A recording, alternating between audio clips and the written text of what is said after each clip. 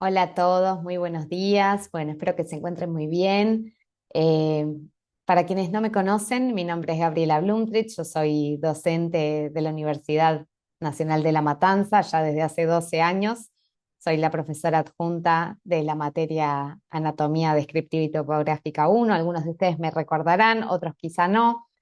La intención era poder estar ahí con ustedes hoy presente, pero bueno, algunas cuestiones me lo impiden, así que no quería dejar de darles esta clase que siempre Vero muy amablemente me invita y la verdad que a mí me da mucho placer poder hacerlo. Así que bueno, les dejo este video con esta clase para que vean si les surgen inquietudes, dudas, se comunican conmigo a través del mail institucional.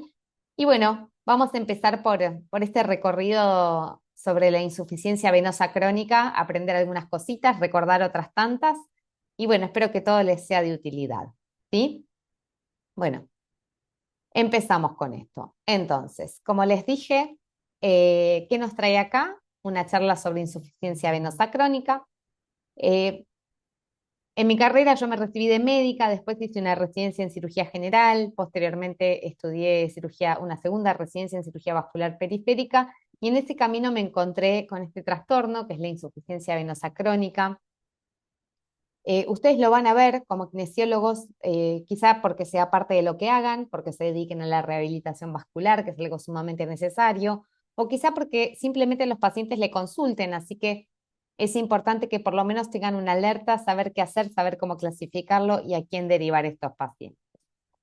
En la literatura ustedes van a encontrar distintas definiciones o a esta patología llamada de distintas maneras, como enfermedad venosa crónica, trastornos venosos crónicos, insuficiencia venosa crónica, y se van a dar cuenta que en realidad esto tiene que ver con los distintos aspectos o las distintas miradas que tenemos sobre esta misma patología. Cuando hablamos de la insuficiencia venosa crónica, técnicamente estamos hablando de alteraciones en la funcionalidad del sistema venoso.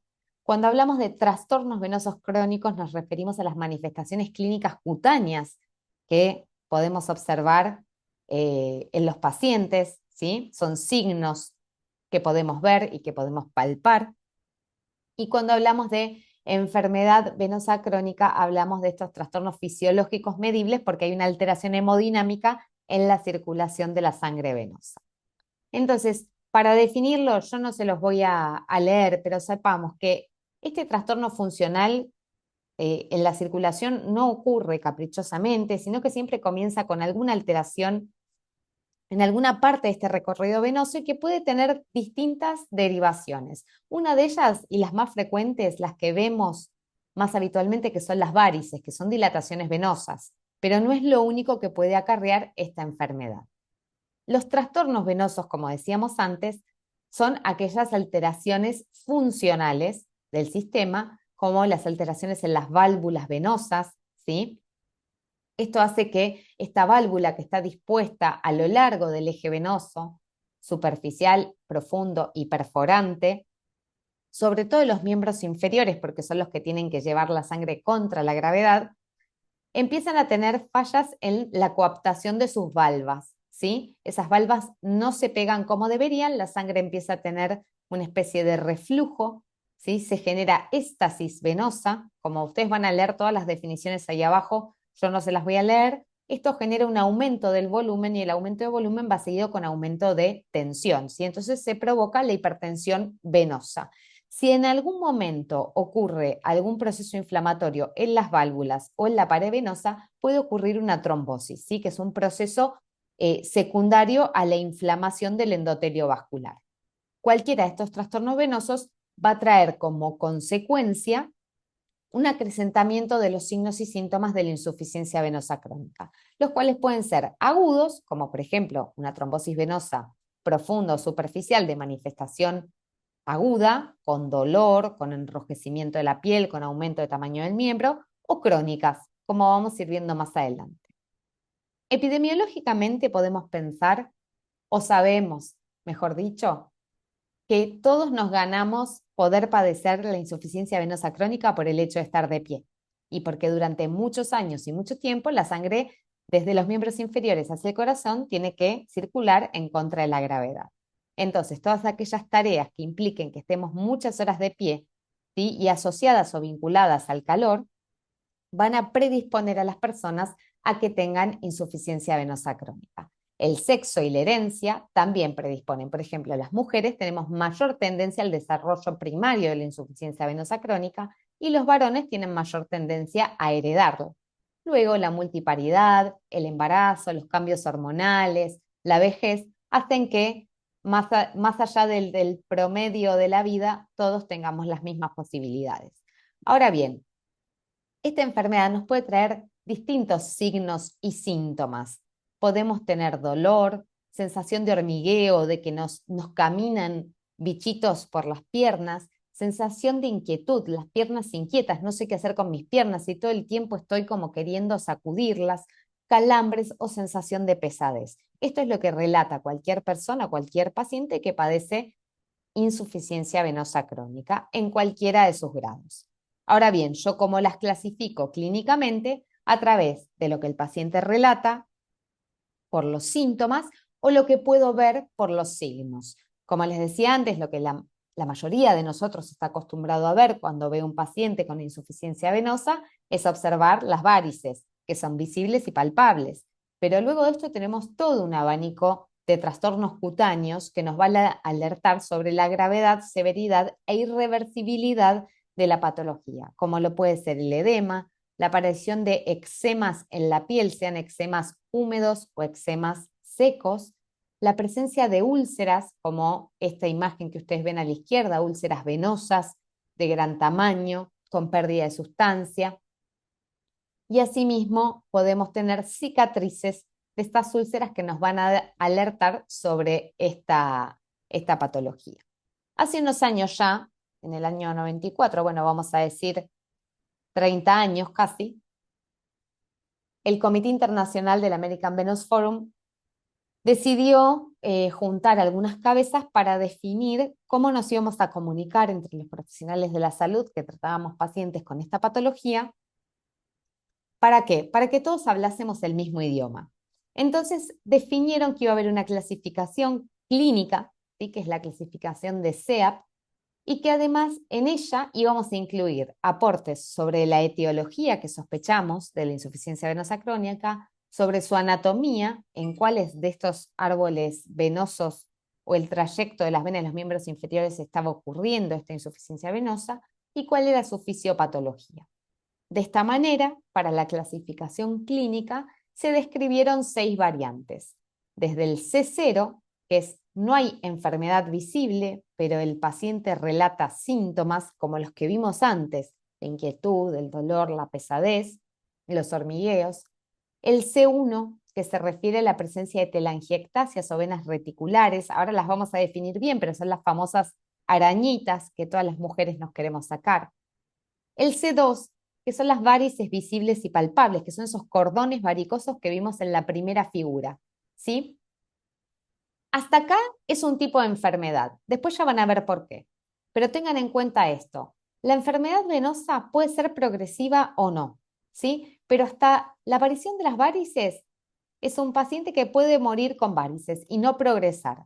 Una vez que aparece el grado 3, ¿sí? Clínica 3, que es el edema, empiezan los trastornos tróficos cutáneos, como la dermatitis ocre, purpúrica y pigmentaria, que es esa coloración marrón de la piel, ahora la vamos a ver, o la lipadermatoesclerosis, que es una alteración inflamatoria del tejido celular subcutáneo que hace que la piel pase por procesos agudos inflamatorios con mucho dolor, con enrojecimiento, muchas veces confundida con erisipela, que luego se apague, deje una dermatitis ocre, pero todos esos procesos de inflamación y calma generan un tejido cicatrizal. Si se pierde el tejido celular subcutáneo y ese tejido conectivo se convierte en una cicatriz que se adhiere al hueso. Y esto trae posteriormente una retracción de la articulación tibio-peroneo-astragalina por encarcelamiento de alguna manera del tendón de Aquiles. Así que fíjense si ustedes no tienen un montón para trabajar con estos pacientes. En la clasificación C5 hablamos de antecedentes de úlcera venosa y en la clasificación C6 hablamos de que el paciente tiene una úlcera activa. Y cualquiera de estos se puede presentar con síntomas o sin ellos. Como les decía, esto es para que ustedes lo lean, hay una definición sobre qué es una telangiectasia. En general, asumimos que las telangiectasias son esas venas intradérmicas, ¿sí? Que están dentro de la dermis reticular o papilar. Las venas reticulares son subdérmicas y tienen hasta 4 milímetros de diámetro, y las varices son venas ya del tejido celular subcutáneo que son palpables y mayores a 3 milímetros de diámetro. En este sentido, las podemos observar y las podemos palpar. Ahora bien, si recordamos un poquitito la anatomía, sabemos que desde el extremo izquierdo de la imagen hacia la derecha vamos desde lo más superficial a lo más profundo, desde la piel hacia el hueso. Entonces tenemos las venas reticulares y las telangiectasias, luego el sistema venoso superficial, luego tenemos el sistema venoso perforante que atraviesa las fascias musculares para alcanzar el sistema venoso profundo.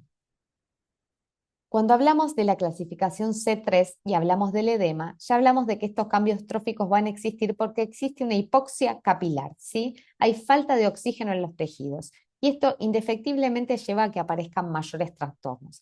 Fíjense en las fotos como vemos una piel brillante, tirante, que parece una piel como si fuese una piel de naranja, que no se puede plegar. Si yo quiero tomar entre mi pinza digital, entre el índice y el pulgar, esa piel no la puedo plegar. Y en la otra foto tenemos un paciente donde francamente el miembro inferior derecho está mucho más edematizado que el izquierdo, ¿sí? La presencia del edema marca un antes y un después en la enfermedad venosa.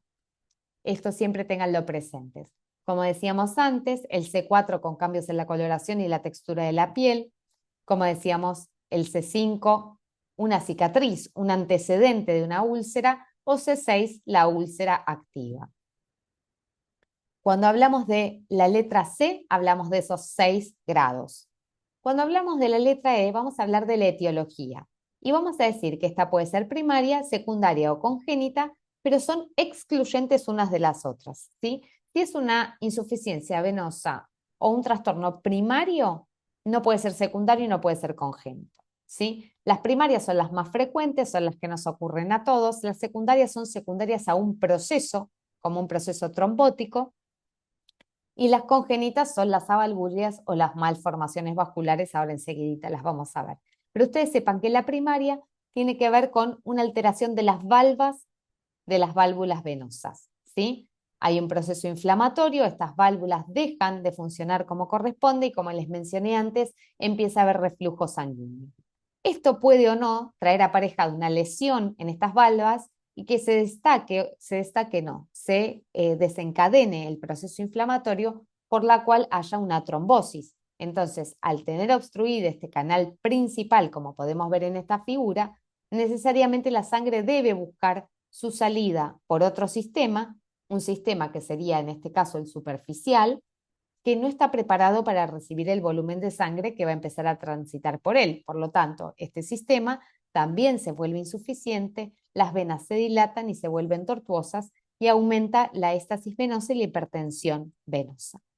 Y como hablábamos, las congénitas, que no son las más frecuentes, son malformaciones arteriovenosas como shunts o directamente personas que no tienen válvulas, ¿sí? Cuando hablamos de la letra A, hablamos de la anatomía, dónde está ocurriendo este trastorno, ¿sí? ¿Lo tenemos en el sistema venoso superficial, está en el sistema perforante o está en el profundo? O puede estar en los tres.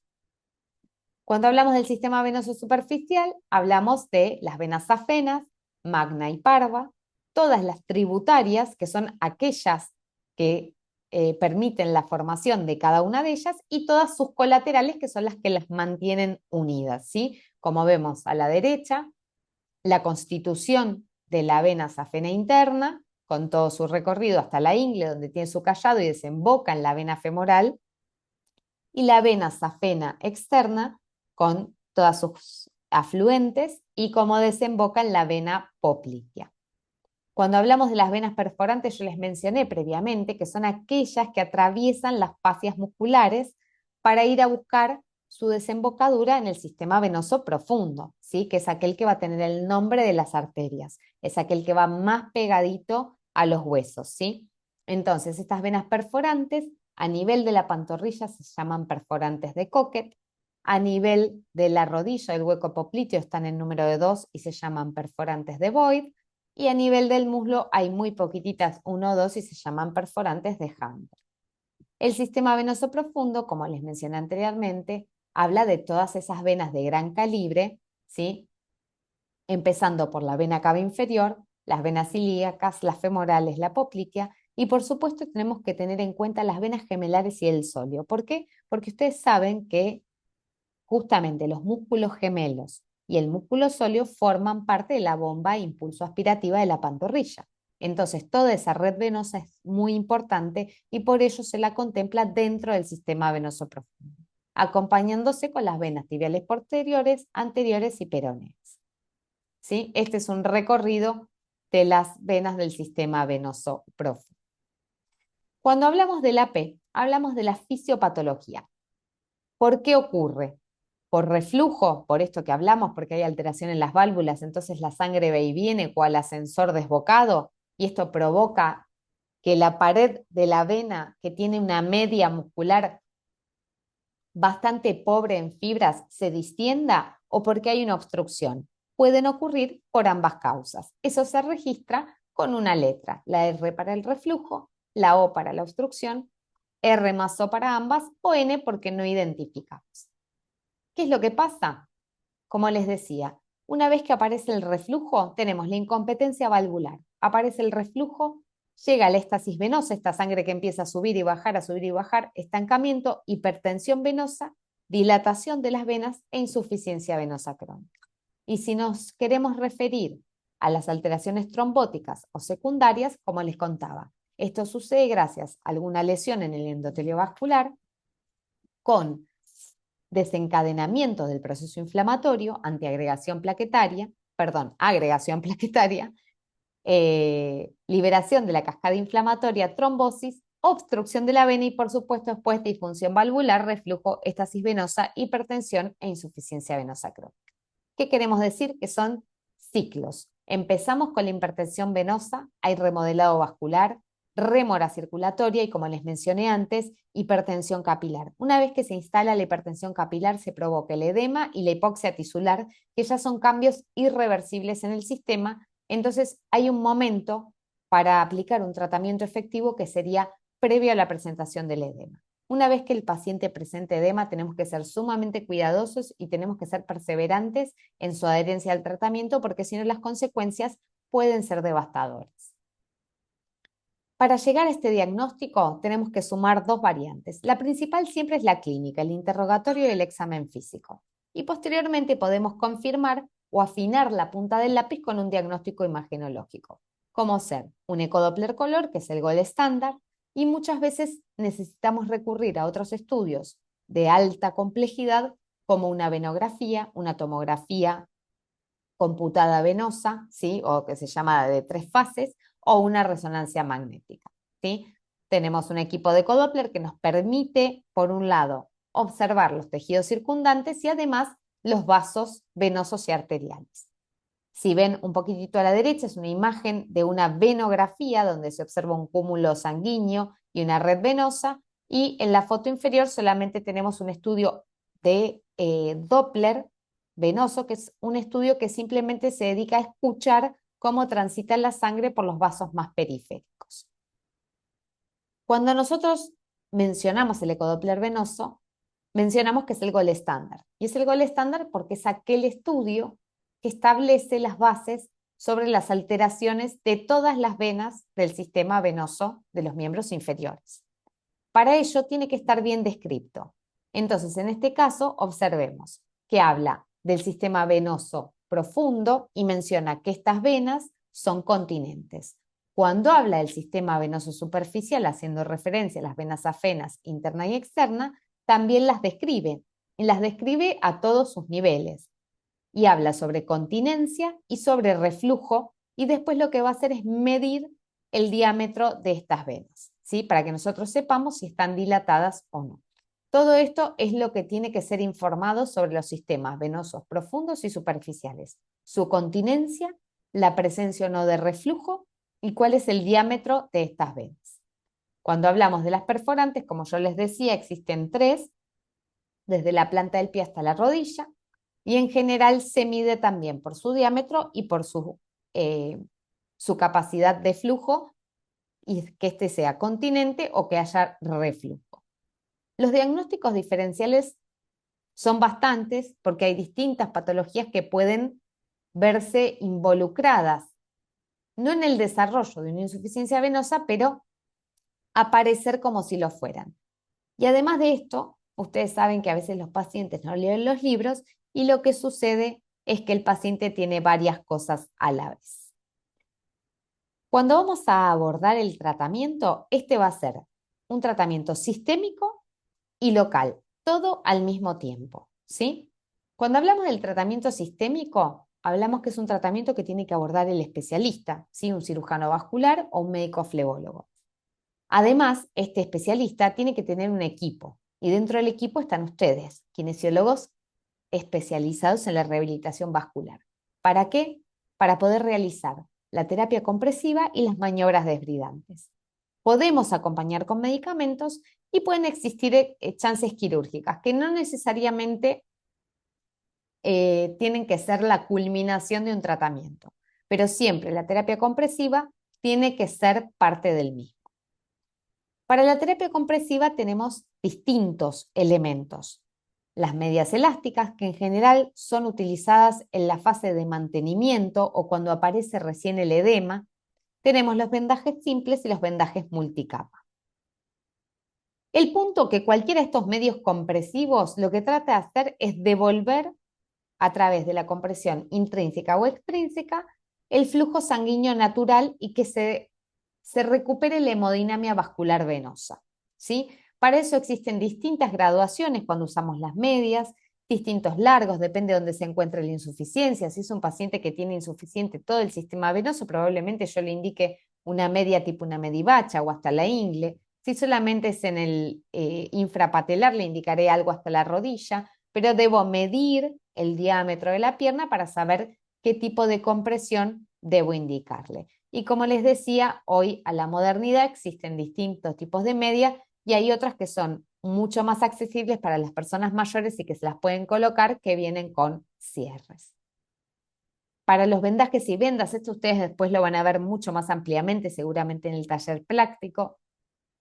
Podemos clasificar a las vendas según el material de fabricación, su capacidad elástica, el grado de humedad, el grado de extensibilidad y de acuerdo al tipo de vendaje que vayamos a realizar, un vendaje fijo o removible, un vendaje monocapa o multicapa. Todo va a depender del diagnóstico y la necesidad del paciente. En general, este tipo de vendajes se utilizan cuando el paciente está en una fase aguda, ¿sí? Cuando yo necesito tratar el edema de forma inmediata.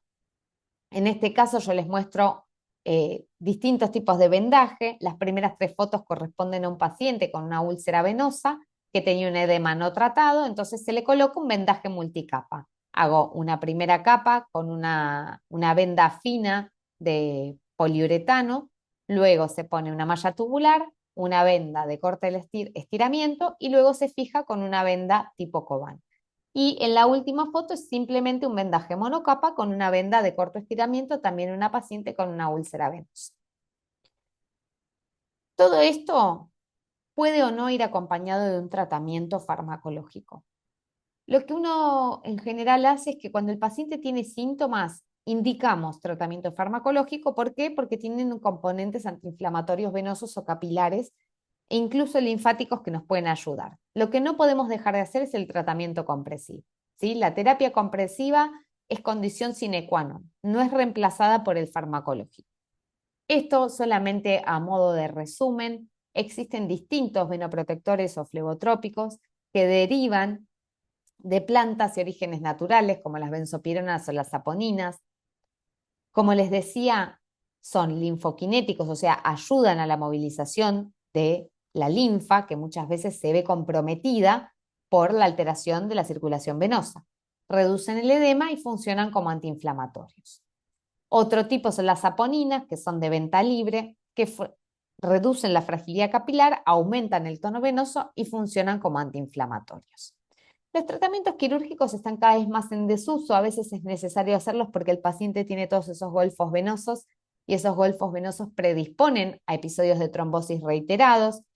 Por lo tanto, uno puede indicar la remoción de las venas safena interna o externa, las colaterales o la ligadura de las perforantes. Esto hoy, la cirugía abierta ha sido reemplazada por todas las terapias con instilación de distintas espumas ecoguiadas, ¿sí? O mismo la cirugía con láser. El punto es que el paciente siempre tiene que ser diagnosticado y tiene que tener un tratamiento multidisciplinario. Como parte de ese tratamiento multidisciplinario es muy importante la tarea de la kinesiología a través de la realización de maniobras desbridantes, drenaje multicapa y ejercicios para restablecer la funcionalidad de la articulación tibio-peroneo-astragalina en la medida que se pueda.